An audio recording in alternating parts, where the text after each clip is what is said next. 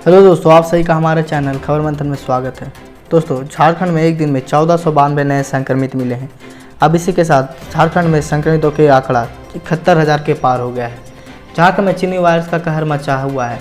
एक दिन में 1492 नए संक्रमित मिले हैं, जिसके बाद अब राज्य में संक्रमितों का आंकड़ा बढ़कर 71,352 हो गया है और वहीं से मरने वालों की संख्या भी अब 600 के पार हो गई है।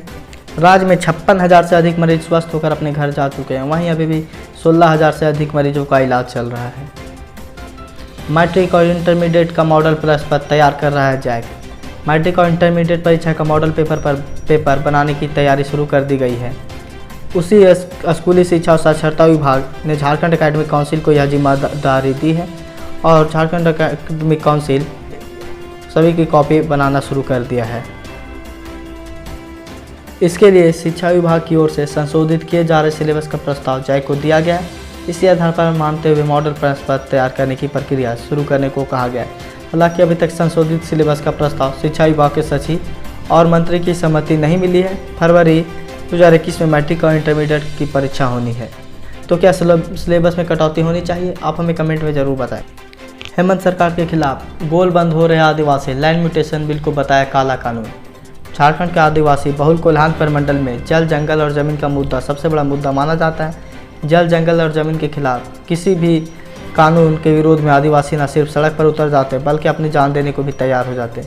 पिछली रघुवर सरकार में कोल्हान के आदिवासियों ने सबसे अधिक CNT-SPT एक्ट में संशोधन का विरोध किया था, जिसके कारण तत्कालीन रघुवर सरकार को इसका काफ़ी खामियाजा भुगतना पड़ा था। लेकिन अब सत्ता में आने पर हेमंत सोरेन का सरकार लैंड म्यूटेशन बिल ला रही है, जिसे रैयतों की ज़मीन सुरक्षा के लिए खतरा बताया जा रहा है। तो आपको क्या लगता है, क्या लैंड म्यूटेशन बिल को पास करवाना चाहिए या नहीं?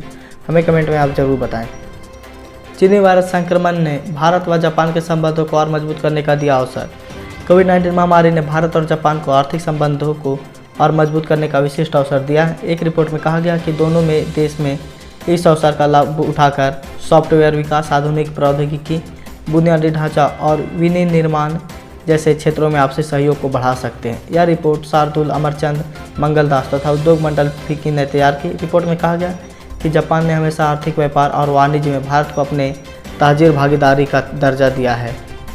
प्रधानमंत्री किसान सम्मान निधि स्कीम के तहत 350 करोड़ किसानों को मिले 12,000 रुपये। एग्रीकल्चर बिल पर घिरी मोदी सरकार को विपक्ष और कुछ किसान संगठन एंटी फार्मर साबित करने में तुले हुए। लेकिन यह सच है कि किसानों के हाथ में खेती के लिए डायरेक्ट यानी बिना बिचौलिए के आर्थिक सहयोग देने वाली यह पहली सरकार है। देश के 3 करोड़ 71 लाख किसान ऐसे हैं जिनके बैंक अकाउंट में PM किसान सम्मान निधि स्कीम के तहत अब तक 12,000 रुपये की रकम पहुंचाई जा चुकी है। ये वे किसान हैं जिन्हें योजना की शुरुआत में लाभ मिल रहा है और रिकॉर्ड में कोई गड़बड़ी नहीं है, जबकि इसके कुल लाभार्थी अभी तक 11 करोड़ है। 9वीं से लेकर 12वीं तक छात्रों के लिए 21 सितंबर से नहीं खुलेंगे स्कूल। झारखंड में 21 सितंबर से 9वीं से लेकर 12वीं छात्रों के लिए स्कूल नहीं खुलेंगे। केंद्र सरकार के अनलॉक 4 की गाइडलाइन में 21 सितंबर से आंशिक तौर पर 9वीं से लेकर 12वीं कक्षा तक के विद्यार्थियों के लिए स्कूलों को खोले जाने की अनुमति दी थी। लेकिन सूबे की शिक्षा और साक्षरता विभाग की माध्यमिक शिक्षा विंग ने सभी तक स्कूलों को फिर से ओपन करने का प्रस्ताव राज्य आपदा प्रबंधन विभाग को मंजूरी के लिए नहीं भेजा है। इससे पहले उन्होंने कहा कि अभी भी राज्य सरकार शिक्षा विभाग केंद्रीय विभाग मंत्रालय द्वारा 30 अगस्त तक जारी किए गए दिशा निर्देश में कहा गया कि स्कूल 30 सितंबर तक बंद रहेंगे। लेकिन 9वीं से लेकर 12वीं तक के छात्रों को स्कूल जाने की अनुमति मिल सकती है, लेकिन इसके लिए उन्हें अभिभावकों से लिखित अनुमति मिलेगी।